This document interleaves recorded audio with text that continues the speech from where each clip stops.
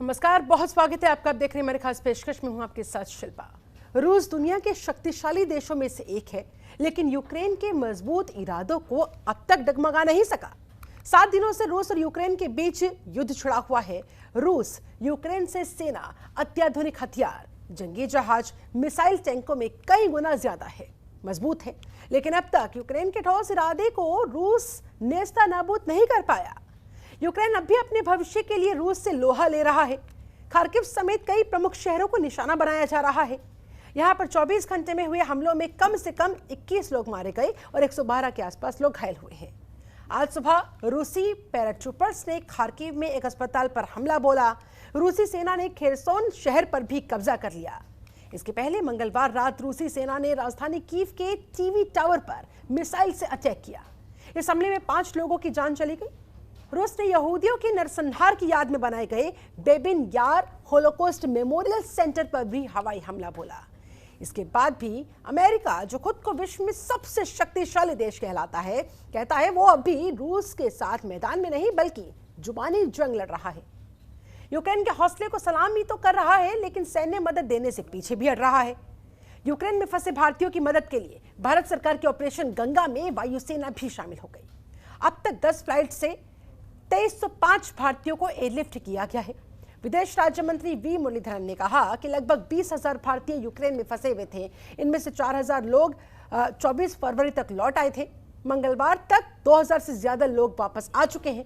हम शेष भारतीयों को भी रोमानिया, पोलैंड, हंगरी, स्लोवाकिया और मोल्दोवा के रास्ते वापस लाने की कोशिश में लगे हुए हैं। लेकिन सबसे बड़ा सवाल जो अभी भी कायम है वो ये है कि रूस के सामने कब तक टिकेगा यूक्रेन। आज चर्चा इसी पर।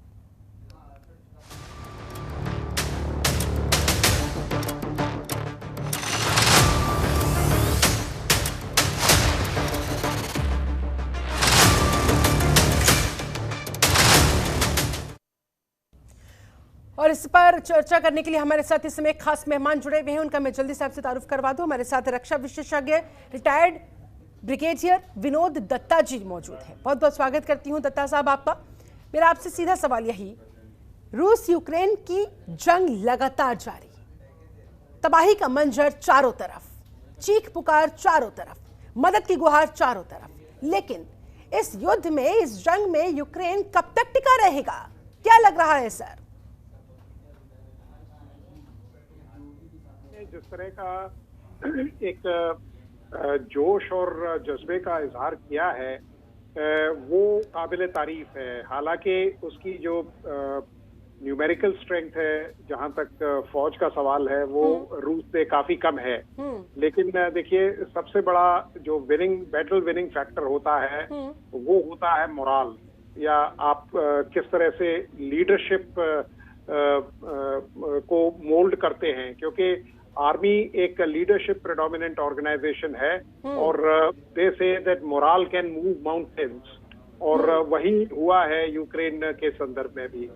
यूक्रेन ने अपनी जो रणनीति है वो इस तरह से बनाई है, या उसको इस तरह से उसका खाका खींचा है कि उसने ये भांप लिया था कि वो बॉर्डर्स पे रूस का मुकाबला नहीं कर सकता और कैजुअलिटीज उसकी ज्यादा होंगी। तो उसने ये सोचा और रूसो जर्मन कैंपेन से उसने सीख और लेसन्स लर्न किए और उनको अप्लाई भी किया। क्योंकि बहुत लोग लेसन तो लर्न करते हैं लेकिन लेसन अप्लाई नहीं करते।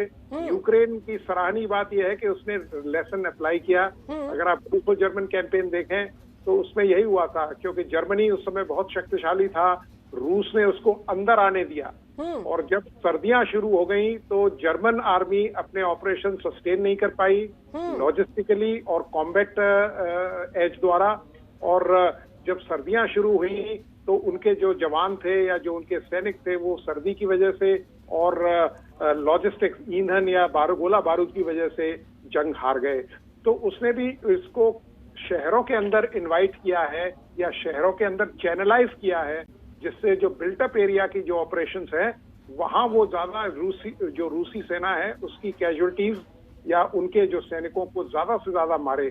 अगर आप कैजुअलिटी रेट देखें तो यूक्रेन ने ज्यादा लोगों को रूसी लोगों को बनस्पत रशियन आर्मी ने यूक्रेन आर्मी की जो क्षति पहुंचाई है। तो ये एक अच्छा साहस और अदम्य जो साहसिक नेतृत्व है उसका प्रदर्शन किया है। यूक्रेन के साहस की तारीफ तो हो रही है जैसा कि आप भी कह रहे हैं, लेकिन कहीं ऐसा ना हो कि ये नाक की लड़ाई लाखों मासूमों की जिंदगी को लील जाए। और जब तक एहसास हो, क्योंकि अंजाम से वाकिफ तो यूक्रेन भी होगा, और सैन्य शक्ति में कौन ज्यादा पावरफुल है ये आप भी जानते हैं सर, ऐसे में अंजाम क्या दिख रहा है और वो किस हद तक भयावह है? देखिए, जो मेरा अपना आकलन है, मेरे हिसाब से जो जेलेंस्की साहब या जो यूक्रेन के लोगों ने अगर ये फैसला लिया है और वो साथ दे रहे हैं अपने लीडर का, तो उसमें एक चीज है, या तो आप एक सैनिक की तरह सीने पे गोली खा के मर जाएं, या रूस के साथ आप चले जाएं और सारी जिंदगी ताउम्र आप एक रोज एक मौत में। लोगों ने ये सोचा कि हम अगर अपनी आजादी के लिए खड़े हो सकते हैं, और जिस तरह से विश्व समुदाय उनके साथ आ रहा है, चाहे वो माली इमदाद हो या जो सामरिक इमदाद हो, वो सब उसको हेल्प आ रही है। और रूस भी थोड़ा सा कच्चा पड़ता जा रहा है, या उसके जो ऑपरेशंस है, क्योंकि पीछे रिपोर्ट आई थी कि पुतिन साहब जो खुद एक कुशल कमांडो रहे हैं, मिलिट्री लीडर रहे हैं, तो उन्होंने अपने जो जनरल थे या जो सीनियर सैन्य अधिकारी थे उनकी काफी फटकार लगाई है, क्योंकि इतने ऑपरेशंस डिले उन्होंने कभी तवक्को नहीं की थी कि यूक्रेन जैसा देश उनको इतनी टफ फाइट दे देगा। तो मेरा ये मानना है कि लोगों ने अपने सम्मान के लिए अपने, लेकिन क्या यूक्रेन ये ताकत, ये साहस, ये हिम्मत अमेरिका के दम पर दिखा रहा है? क्योंकि इसने कहा भी, बार बार वो रिपीट कर रहा है इस बात को कि शांति वार्ता के दम पर अब और वक्त नहीं बर्बाद होना चाहिए। उन्होंने कहा कि बाइडेन अब कोई बड़ा फैसला ले, यानी कि बैकअप में जो बाइडेन बैठे हुए हैं वहां पर, उनके दम पर यूक्रेन ये हिम्मत दिखा पा रहा है। लेकिन समस्या तो यही है ना कि अमेरिका की क्या स्ट्रेटेजी है वो भी देखने को मिल रही है। ज्यादा इंटरेस्टेड दिख नहीं रहा है, पेट दिखाकर भाग चुका है, लेकिन बावजूद इसके यूक्रेन अब भी उसके भरोसे बैठा है क्या? देखिए शिल्पा, आपने बिल्कुल ठीक कहा, क्योंकि अमेरिका एक डिपेंडेबल अलाई नहीं है, एक ऐसा दोस्त नहीं है जिस पर भरोसा किया जाए, और तारीख इसकी गवाह है। हाल ही में जो सबसे ज्वलंत मिसाल है वो अफगानिस्तान की है, और इसलिए यूक्रेन को सचेत हो जाना चाहिए।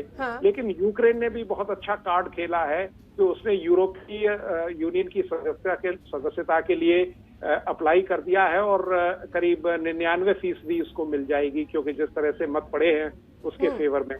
तो उसको जो माली हेल्प है या जो और इस तरह की जो हेल्प है, या जिस तरह से रूस का उसको फाइनेंशियल तौर पे जो सैंक्शंस लगाए हैं उससे अलग थलग करना, क्योंकि रूस का भी एक लॉजिस्टिक स्टेमिना है, रूस की भी इकोनॉमी कोई बहुत ज्यादा अच्छा नहीं कर रही है, और वो ये चाहेगा, क्योंकि अमेरिका का भी एक यही रुख है कि रूस इस युद्ध के माध्यम से कमजोर पड़ता जाए, उसकी जो इकोनॉमी है वो कमजोर हो, और वो ये चाहेगा कि ये युद्ध थोड़ा और ज्यादा खिंचे। दूसरा पहलू इसका है कि नेटो अलायंस के लिए भी उन्होंने इंटरिम मेंबरशिप के लिए अप्लाई कर दिया है। अगर उनको ये मेंबरशिप मिल जाती है तो अमेरिका जो नेटो अलायंस का जो आर्टिकल 5 है उसके तहत उसके लिए लाजमी हो जाएगा कि वो इस देश की रक्षा करे, क्योंकि उसके तहत ये कहा जाता है कि किसी भी नेटो कंट्री पे अगर हमला होता है तो वो अमेरिका पे हमला माना जाएगा। तो इस तरह से अगर ये चीजें हो जाती हैं तो यकीनन अमेरिका उसका साथ देगा। ऐसे में विनोद जी, जिस तरह से रशियन लीडर की अभी हमने एक बात सुनी थी, उनका बयान सुना था, उन्होंने कहीं ना कहीं से इंडिया के साथ कंपेयर करते हुए इस हमले को जस्टिफाई करने की कोशिश की कि रशिया जो कर रहा है वो सही कर रहा है। उसके सामने वही एक विकल्प बचा हुआ था, और वो ये कि अगर भारत के बगल में जो बांग्लादेश है, अगर चाइना या पाकिस्तान बांग्लादेश के अंदर अपना सैन्य ठिकाना को स्थापित करना चाहे तो भारत क्या करेगा? ये किस तरफ इशारा करता हुआ सर? यानी कि जस्टिफाई करने की कोशिश हो रही है कि भाई अगर इस स्टेज पर भारत भी होता तो भारत भी यही करता। देखिए, भारत ने कभी, आप ये देखिए पिछले 1000 साल में भी अगर आप देखें, तारीख में जाएं, इतिहास में जाएं, तो भारत ने किसी देश पे हमला नहीं किया। आप ये देखिए सन 71 की जो मिसाल दे रहे हैं वो, भाई भारत के तो कोई नजदीक भी आके खड़ा नहीं हो सकता। आप मुझे बताइए, भारत ने 13 दिन के अंदर ईस्ट पाकिस्तान के 2 टुकड़े करके एक राज्य बना दिया। अगर भारत चाहता तो वहां हस्तक्षेप कर सकता था, भारत उसको अपने देश में मिला सकता था, लेकिन भारत ने ऐसा कुछ नहीं किया। 16 दिसंबर को वहां बांग्लादेश का परचम लहरा दिया। और मान्यता दे दी उसको। और आज देखिए, बांग्लादेश अगर डेवलपमेंट की डगर पे चल रहा है तो उसमें भारत का बड़ा विशेष योगदान है। तो भारत ने कभी इस तरह की नहीं की। आप ये देखिए, अगर भारत चाहता कि भाई तिब्बत में अगर वो अनेक्सेशन चाहता तो भारत तिब्बत का मुद्दा कहीं कभी भी उठा सकता था। उसने चीन की तरह 1949 में तिब्बत का अनेक्सेशन नहीं किया। तो भारत चाहता, देखिए बलूचिस्तान में लोग चाहते हैं कि भारत उनका समर्थन करे, भारत फिर भी कोई हस्तक्षेप वहां नहीं कर रहा है, क्योंकि भारत एक शांति दूत है। भारत एक ऐसा देश है जो उस चीज में विश्वास करता है जो प्राप्त है वो पर्याप्त है। और भारत की तो मिसाल ये दे ही नहीं सकते। देखिए, जो रूस ने किया, मैं मानता हूं कि उसकी सिक्योरिटी कंसर्न्स है। उसने अमेरिका को आगाह किया था, अमेरिका को वाजे किया था, अमेरिका को साफ कर दिया था कि आप ईस्ट में हस्तक्षेप न करें। क्योंकि जब सोवियत संघ का विघटन हुआ था तो 1991 में क्लिंटन साहब और येल्त्सिन के बीच में ये करार हुआ था कि भाई यूक्रेन को नेटो में शामिल नहीं किया जाएगा और नेटो जो है वो ईस्टवर्ड्स नहीं देखेगा। लेकिन उन सब चीजों का धीरे धीरे उल्लंघन होता रहा।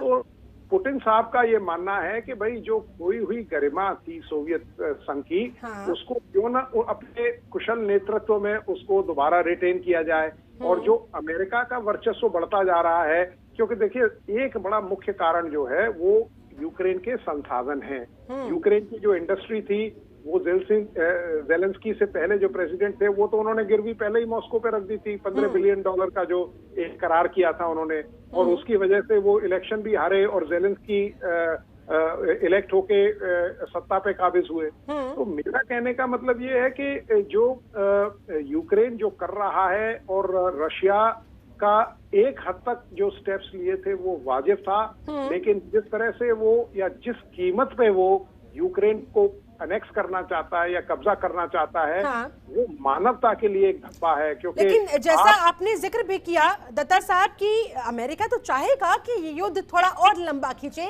जितना लंबा खींचेगा कहीं ना कहीं रशिया उतना ही कमजोर होगा, जो अमेरिका वास्तविकता में चाहता भी है। लेकिन क्या जब ये युद्ध खिंचता जाएगा ऑलमोस्ट यूक्रेन का सब कुछ खत्म हो जाएगा, क्या तब अमेरिका इंटरवीन करेगा या तब भी नहीं करेगा? बेवकूफी बना रहा है और तब भी बेवकूफ बना के भाग जाएगा। देखिए, बिल्कुल वही तो मैं कह रहा हूं कि अमेरिका ने यूक्रेन को शाबाशी तो दी। आज अगर अमेरिका, जो बाइडेन, अगर वो अपना जो हिस्टोरिक स्टेटमेंट है जो उन्होंने दिया, जिसमें पूरा विश्व जागता रहा, मैं भी टीवी चैनल पे 3 बजे तक जगता रहा कि हमने सोचा कि बाइडेन साहब कोई ऐसा ऐलान करेंगे, और उन्होंने आते ही एकदम बिल्कुल वो कहते हैं ना कि खोदा पहाड़ निकली चुइयां। हाँ, तो वो उन्होंने उससे रूस के हौसले एकदम बुलंद हुए और रूस ने एक ब्लिट्जक्रिग ऑपरेशन लॉन्च कर दिया। तो इसके जिम्मेदार जो बाइडेन साहब काफी हद तक हैं और विश्व इसको कभी इतनी आसानी से नहीं भूलेगा। लेकिन विनोद साहब, सबसे ज्यादा जो दुखद पहलू किसी भी युद्ध से जुड़ा हुआ होता है वो होता है मासूम लोगों की मौत का। और अभी हमने देखा किस तरह से एक भारतीय छात्र नवीन ने वहां भूख और मौत की जंग में अपनी जान गंवा दी। ऐसे लोगों की क्या गलती? दो देशों के बीच जो जंग छिड़ती है, जो युद्ध होता है, आम लोगों को उसका नतीजा भुगतना पड़ता है और भुगत भी रही हैं। हाँ, देखिए शिल्पा, आप ये देखिए war is a very costly hobby. अब वो जमाने लग गए कि जब तीर भालों से और इनसे लड़ाई हुआ करती थी और आदमी बहुत होते थे और जो ह्यूमन लॉस ऑफ लाइफ था उसकी कोई ज्यादा इतनी अहमियत नहीं थी। अब हर चीज बहुत कॉस्टली हो गई है और कोई भी देश, अब आप यूक्रेन को ही देख लें तो यूक्रेन कई दशकों पीछे चला जाएगा, कई दशक लगेंगे यूक्रेन को वापस पटरी पे आने के लिए। क्योंकि देखिए war, they are also called as developmental losses, क्योंकि जितनी डेवलपमेंट यूक्रेन ने देखी है, पहली बात तो वो सारी ध्वस्त हो जाएगी। दूसरा, जो उसको दोबारा रिकंस्ट्रक्ट करना पड़ेगा। देश कई दशक लग जाएंगे वापस पटरी पे आने पे। तो ये तो कई कहते हैं कि कई दशक पीछे चले जाता है कोई भी देश। इसीलिए कोई भी देश कई बार सोचता है युद्ध में जाने के लिए।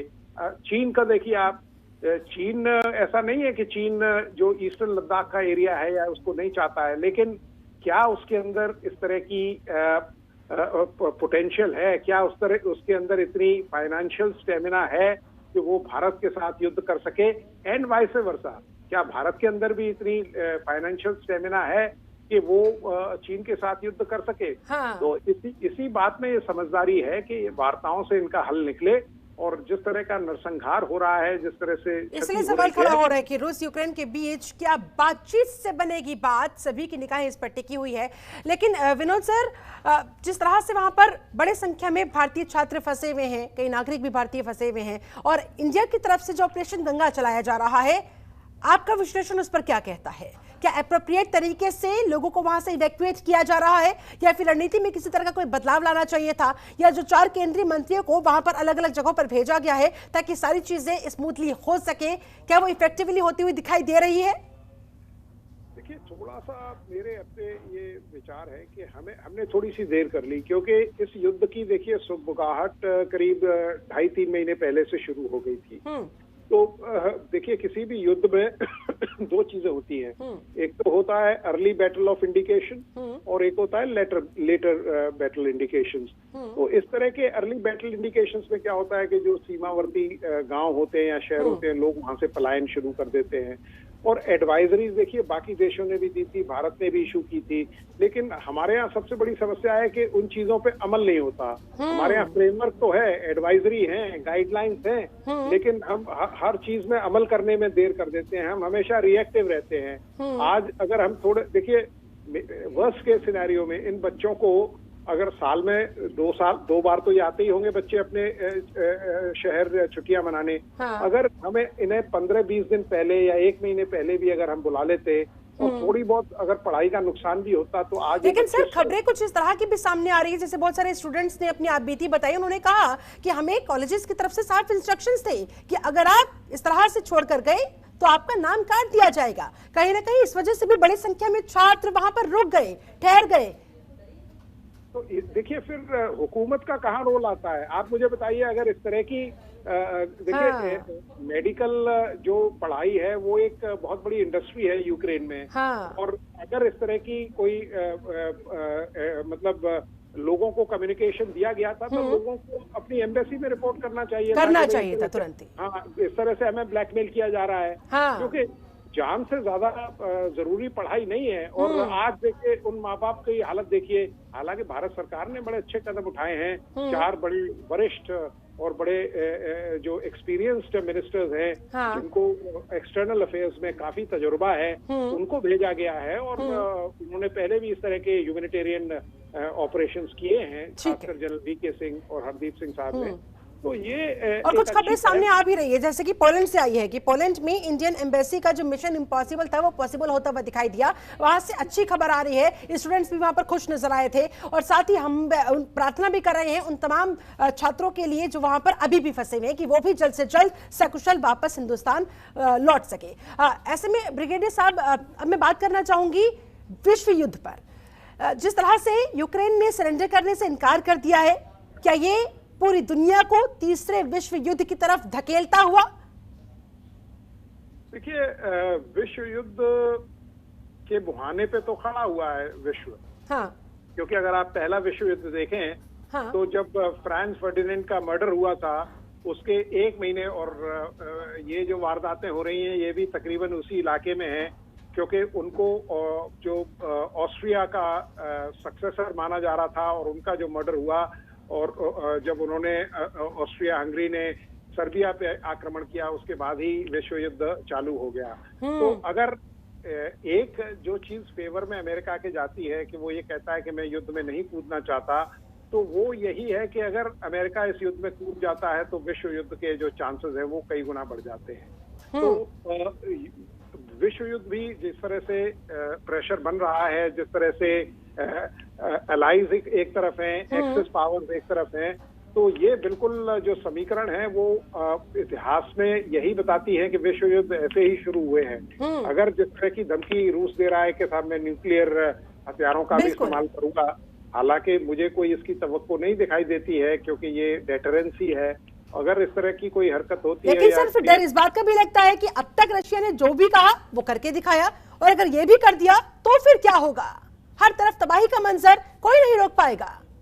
बिल्कुल, देखिए फौज में एक बड़ी अच्छी चीज होती है कि हम अपने जो हमारे खिलाफ जो लीडर होता है, मिलिट्री लीडर या जो सैन्य अधिकारी होता है, हम उसके पर्सनालिटी कार्ड्स बनाते हैं और उस पर्सनालिटी कार्ड्स में ये लिखा जाता है कि भाई कितनी उसकी उम्र है, क्या उसका रहन सहन है, क्या उसकी हॉबीज है, क्या उसकी लीडरशिप स्टाइल है, क्या वो उसका रिस्क एपिटाइट कितना है, क्या रिस्क ले सकता है वो।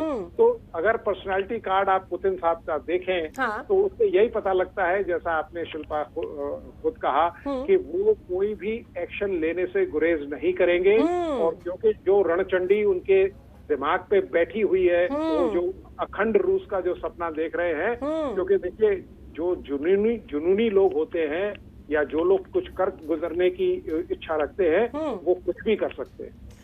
तो ऐसे में इस तबाही को, मंजर को कैसे रोका जाए सर, और ये कब तक रुक पाएगा? क्या कोई उम्मीद की किरण नजर आ रही है या अभी कुछ क्लियर नहीं दिख रहा है, सब कुछ धुंधला सा है?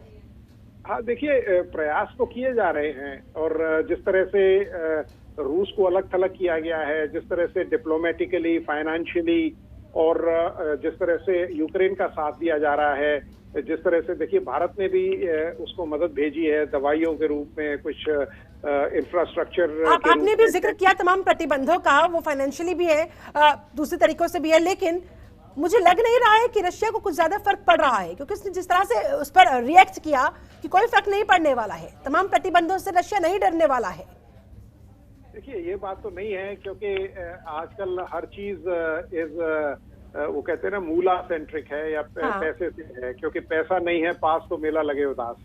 तो अगर देखिए आज रशिया को फर्क नहीं पड़ेगा, क्योंकि रशिया अपने किटी से खाना शुरू करेगा। जब जैसे it is like that water tank on top of your house, जब तक पानी है तब तक आपको नहीं पता लग रहा है, जिस दिन वो टंकी खाली हो जाएगी और वो भरना शुरू बंद हो जाएगा, तब आपको लगेगा कि हाँ how dry you are, how helpless you are. तो रशिया देखिए स्विस ऑपरेशंस उसके बंद हो गए हैं, कई देशों ने उससे तेल लेना बंद कर दिया है, उसका जो डिफेंस प्रोडक्शन लाइंस हैं वो बंद हो चुकी हैं। ठीक है, और ऐसे में जाते जाते विनोद दत्ता साहब, आपका फाइनल कमेंट भी चाहूंगी और ये भी जानना चाहूंगी कि न्यूक्लियर वॉर की इस धमकी के बाद क्या अन्य तमाम देशों को और ज्यादा अलर्ट होकर और ज्यादा संवेदनशीलता के साथ, जिम्मेदारी के साथ रशिया को इस कदम को उठाने से रोकना होगा? उसके लिए कोई ना कोई रास्ता ढूंढना होगा, क्या लग रहा है आपको? हाँ बिल्कुल, देखिए सभी देशों को चौकन्ना रहना पड़ेगा, उनको सतर्क रहना पड़ेगा और रूस को भी ये एडवाइस देनी होगी कि इसकी वार्ताओं द्वारा इसका जो हल है वो निकालना चाहिए। क्योंकि अगर विश्व न्यूक्लियर वॉर के लिए जाता है तो मुझे नहीं लगता कि कोई भी कहीं ऐसा ना हो कि अब पछताए हो क्या जब चिड़िया चुग गई खेत। चलिए, बहुत बहुत शुक्रिया आपका विनोद दत्ता साहब, हमारे साथ जुड़ने के लिए, इस खास चर्चा के लिए समय निकालने के लिए बहुत बहुत धन्यवाद। तो कुल मिलाकर क्या होगा क्या नहीं, सभी की निगाहें लगातार टिकी हुई है, लेकिन प्रार्थना इसी चीज की कि जल्द से जल्द ये युद्ध खत्म हो जाए, मासूम लोगों की जो जान जा रही है उसे बचा लिया जाए। अब आगे अमेरिका क्या करेगा, रशिया को कैसे रोका जा सकेगा, यूक्रेन पर और हमले ना करे, यूक्रेन का क्या कुछ स्टैंड रहेगा, लगातार हमारी नजर बनी हुई है। फिलहाल मेरे साथ इस चर्चा में जुड़ने के लिए आप सभी का बहुत शुक्रिया। बने रहे जनतंत्र टीवी के साथ। नमस्कार।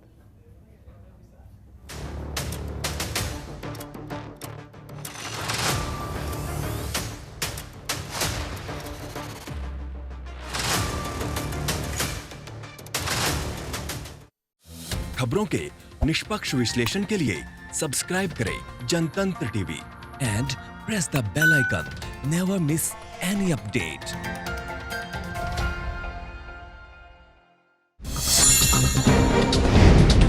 डाउनलोड कीजिए जनतंत्र टीवी ऐप को, जो कि अवेलेबल है गूगल प्ले और ऐप स्टोर पर। अधिक जानकारी के लिए अभी डाउनलोड करें।